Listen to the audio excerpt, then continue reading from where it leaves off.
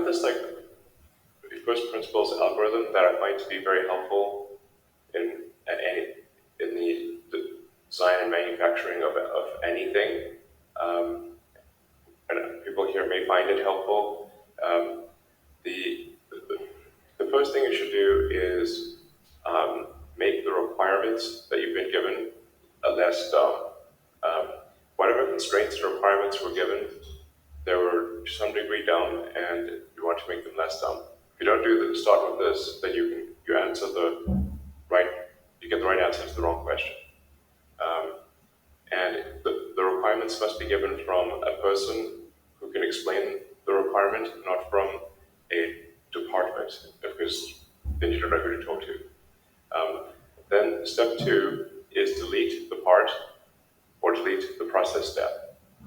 This sounds extremely obvious, and yet over and over again, we have found that parts were not needed. They were just put in there just in case, or by mistake, or there was a step that someone thought was needed, but was not actually needed. This sounds insanely obvious, but we've deleted so many parts from the car that did nothing. They were just there? Well, yeah, I mean, I can give you so many examples.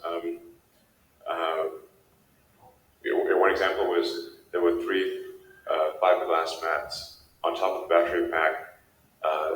They partially covered the battery pack, and I was on the battery pack production line, and it was the number one thing choking battery pack production with gluing on these 3 fiberglass mats to the top of the battery pack.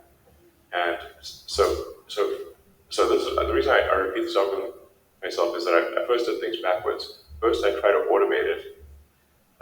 Then I try to accelerate it, just have this go faster. Then I try to simplify it, and only then did I delete it. Because it turned out that the team at Tesla that does noise and vibration minimization, so making the car quiet, thought that the fiberglass mats were there because of the battery safety team, which for battery fire prevention. And then I asked the battery fire prevention team what were they needed for, and they said, oh, noise and vibration. I'm like, okay. So then we had 2 cars drive, one with a microphone in the car, in each car, and you could not tell the difference. So we went to all that trouble for a part that should not exist. And then another example was there was again, this was these were choke points in the entire production system. That's why I'm running around the production line trying to fix the production line, just like a maniac, sort of Tasmanian devil, just running around the factory like a lunatic.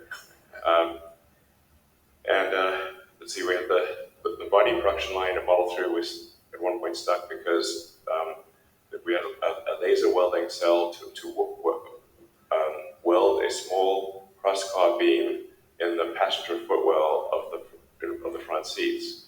And I'm looking at this beam, and I'm like, what the heck does that do? Because the entire factory is stopped trying to get this laser weld cell to work.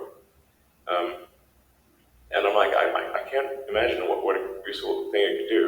And then the production team said, oh, that's for crash safety. So then I called the crash safety team and said, is this for crash safety? And said, oh no, that didn't do anything, we should delete it. It turned out to be totally useless. They forgot to tell the production team